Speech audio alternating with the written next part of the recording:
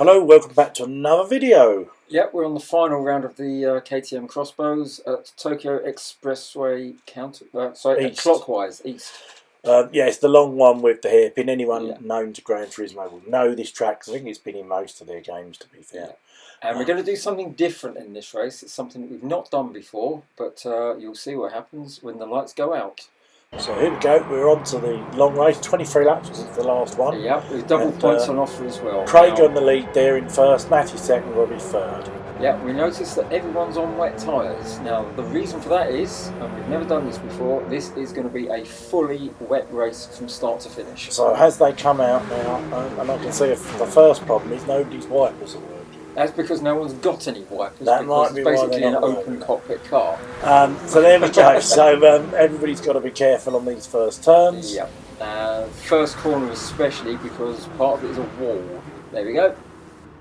Is anyone going to bin it into the wall? Yes, Robbie is. But not too bad. And a couple of other people get nudged in the background, but most people get it through. I think they actually managed to do it without damage. Now, this is another race where we also had the wall collision penalties on full, because it is possible to wall ride the first turn and gain a massive amount of time.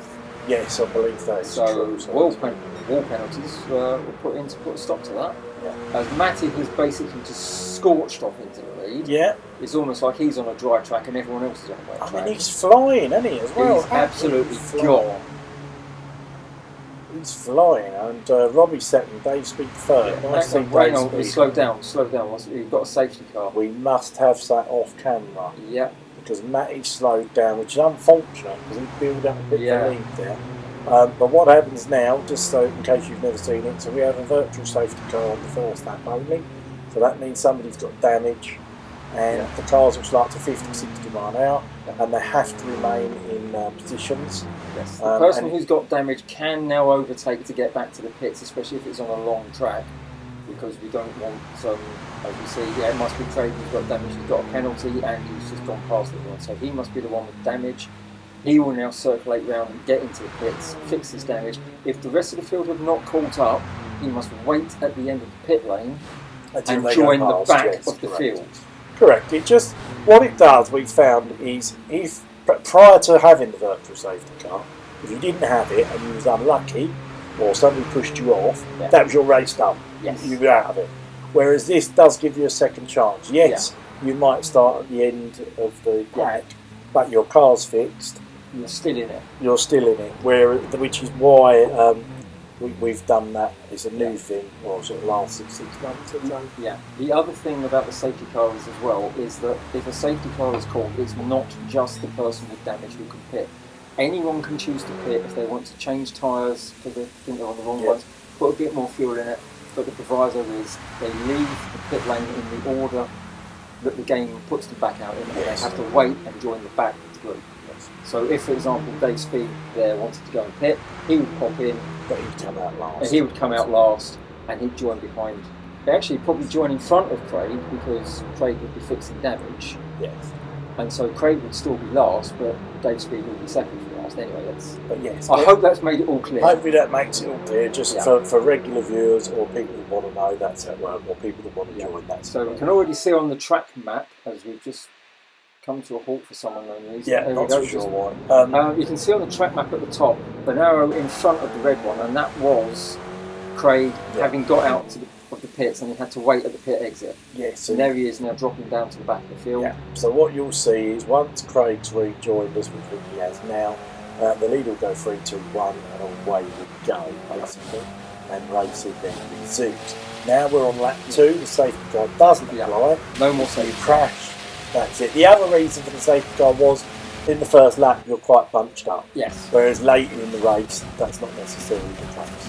We are going to make a small revision to it though, because we've noticed when people are giving a countdown of 3, 2, 1, go, some people we've noticed are going on 2 and not waiting for the go. So that's going to be changing in the future. Yeah, we'll change that. Something like ready, go.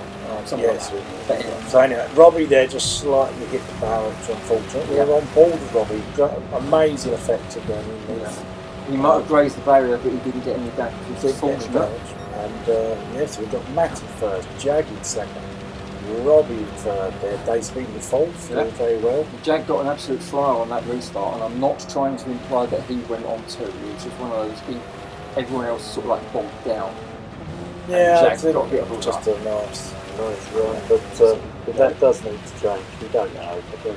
Anyway, Matty first, Jag second, Robbie in third, Dayspeed fourth, Richard fifth, Brian in sixth, Craig seventh, Honest John eighth. Fastest lap at the moment with Matty on 3:22, but that is about to change because that was under a safety car. So expect like, that lap time to Jag's come really way down. slow there. Robbie really gained. Yeah, you've got to be careful. I mean, because you're on the wet surface, it's so easy.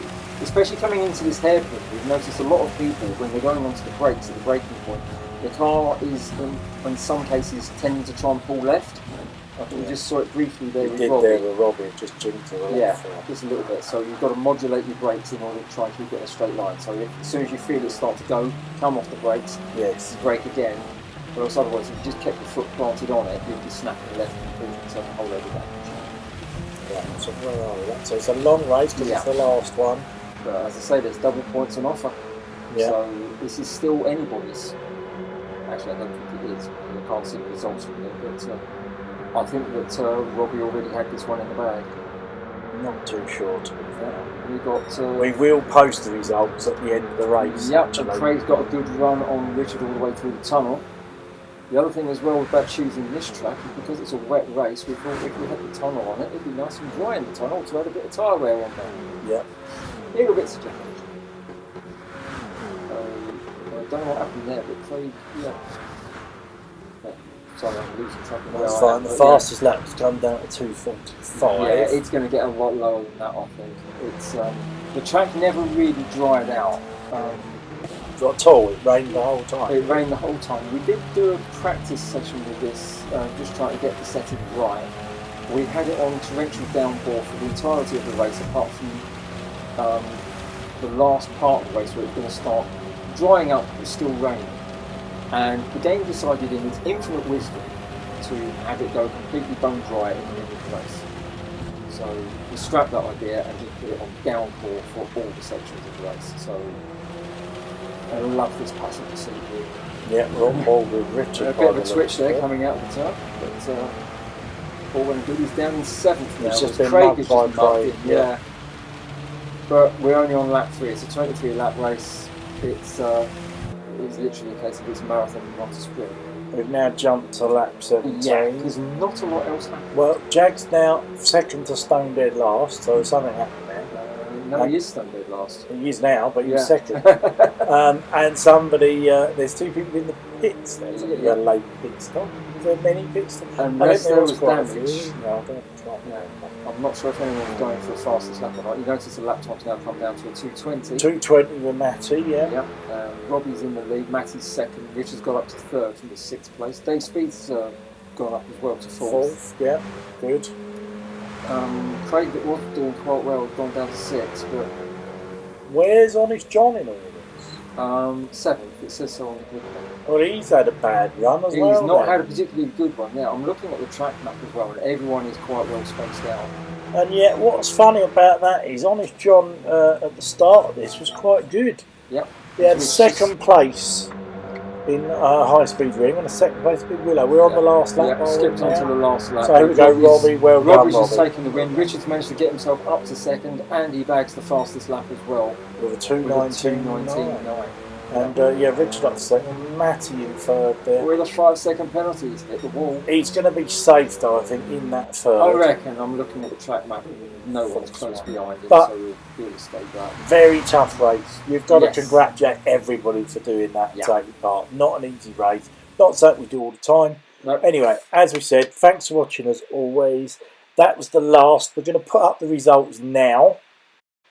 As you can see, there's the results now. It looks like Robbie won that by a long shot. Absolutely nailed it. Yeah, Richard in 2nd and Matty 3rd.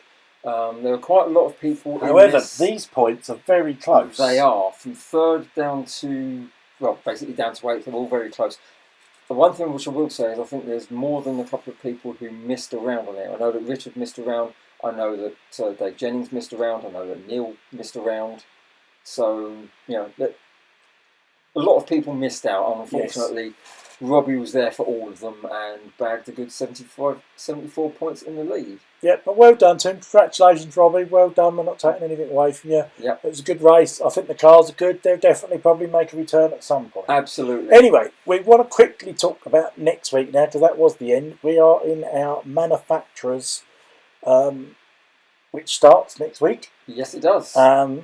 Which is a Group 3, Group 4 and a PP car for your chosen manufacturer, or should I say picked out the hat manufacturer. Yes, picked out the hat manufacturer. We're just briefly touching it. It's a sponsored event this year by EGM Golf, which is brilliant because there's going to be actual prizes, there'll be a trophy for the winners, and there will also be something for everybody that takes part. So that's something to look forward to, and we will talk more about that nearer the time. So hopefully we will see you next week at Grand Valley South for the first race. See you then. Bye.